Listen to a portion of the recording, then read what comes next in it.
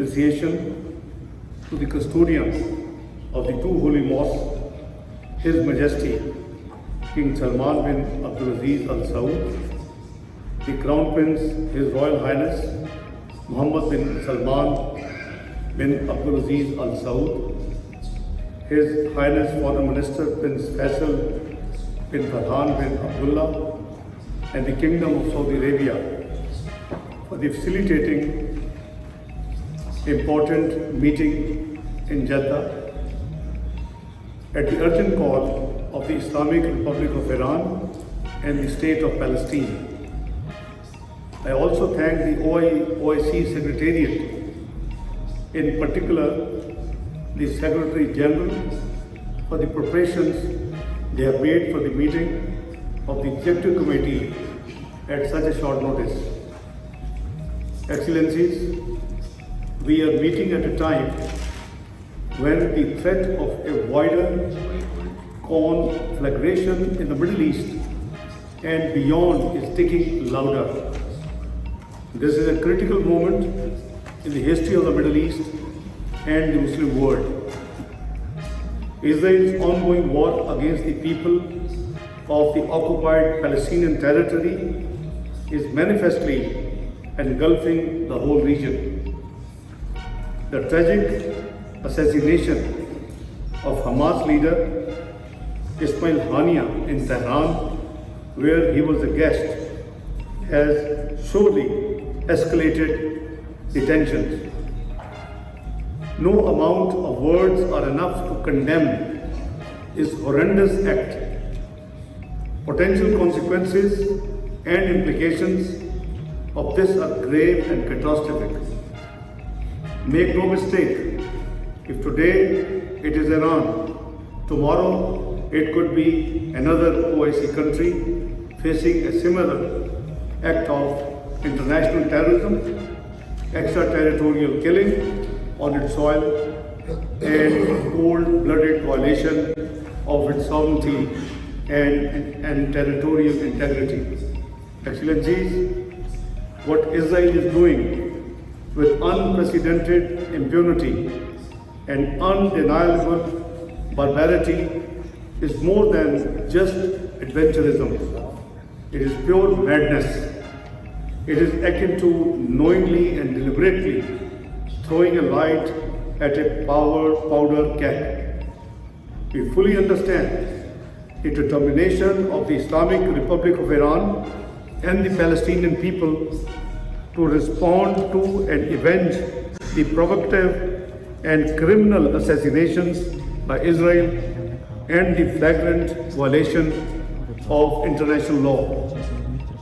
While such grave actions must be avenged, we must not fulfill Netanyahu's design for a wider war.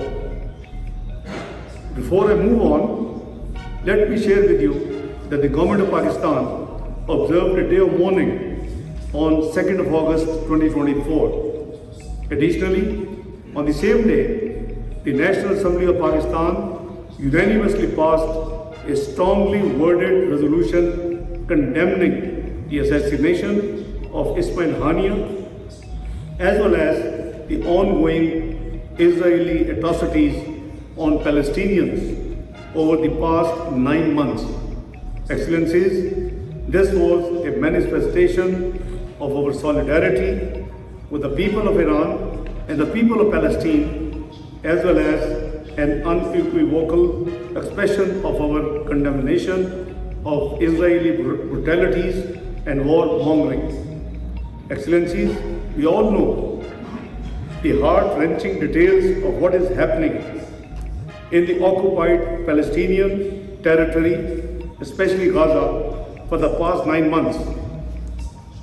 40,000 innocent Palestinians, mostly children and women, have been mercilessly martyred by Israel's war machine, continues to weigh heavily on our collective conscience.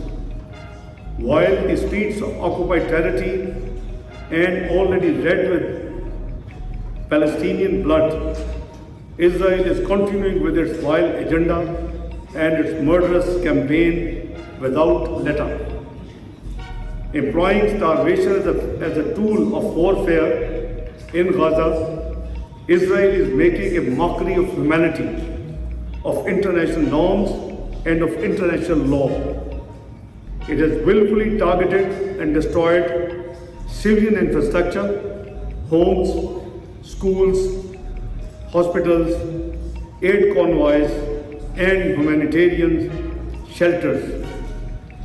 The naked cruelty of the oppressor is such that even humanitarian supplies and life-saving assistance have been impeded.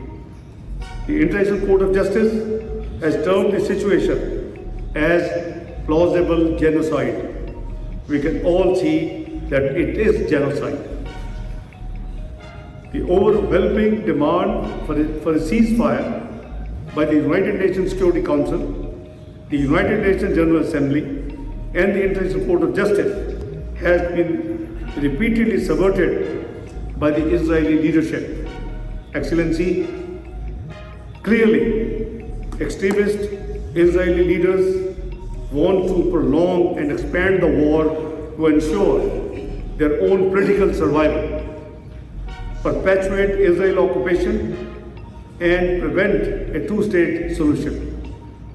The oppressor is acting as if it has total freedom to break and bend the international law and norms at liberty. Excellencies, can any sane mind, any conscionable nation, any responsible government or state condone or turn a blind eye to what Israel has done and continues to do? Absolutely not.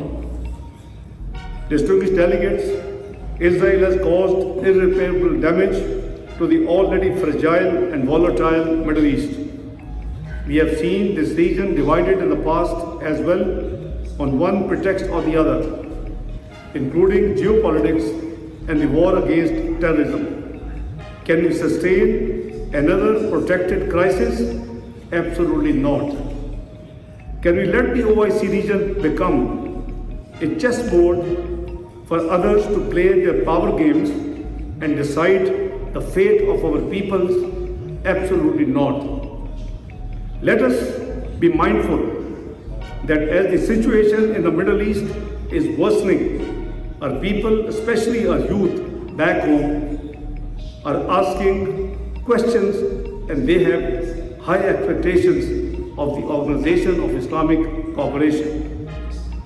They deserve peace, not war, stability, not turmoil, and prosperity, not deprivation.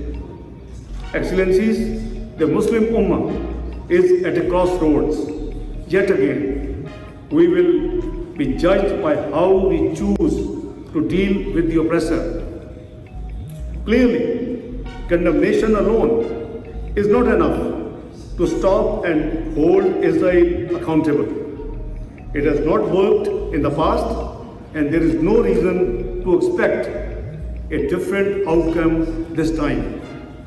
What we need is unwavering political will, complete unity, and concrete steps to effectively address the situation at hand. While sending out a clear message of solidarity with Palestine and Iran, OIC must do all it can to prevent further escalation of tensions and violence in the region, to facilitate complete, durable, and unconditional ceasefire in the occupied territory. We should make it clear, if the Israeli leadership continues to subvert the legally binding demand for an immediate and permanent ceasefire, the entire OIC membership would take several collective measures in response, including imposition of trade and oil sanctions.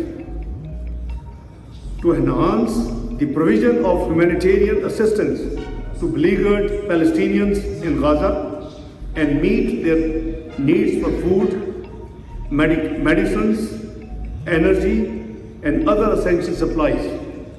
The control of Rafah crossing should be handed back to Egypt. All other access points of supply to Gaza should be opened. All UN and international agencies, including UNRWA, should be allowed to operate fully in Gaza. To consider acceleration of the OIC proposal for the creation of an appropriate UN or international protection force to ensure the provision of humanitarian assistance and protection against Israeli atrocities for the people of Gaza and the occupied West Bank and East Jerusalem. To demand the earliest withdrawal of Israel from Gaza and the commencement of its reconstruction, as envisaged in the plan approved by the Security Council, and to initiate the establishment of an international judicial mechanism which would seek restitutions, damages, and satisfaction from Israel for its crimes against humanity, war crimes, and genocide in Gaza, and hold accountable those responsible for these crimes. Excellencies, finally, we are heartened by several developments. The Declaration of Unity adopted all Palestinian groups in the region. The unity displayed by the Islamic countries in this great crisis, the growing global support for the just cause of the Palestinian people, and the clear and concrete conclusions of the International Court of Justice in its advisory opinion on Palestine. We must initiate further actions to build on these developments, including actions by UN General Assembly and the Security Council in accordance with the International Court of Justice opinion. Excellencies, we must rapidly secure Palestine's admission as a full member of the United Nations.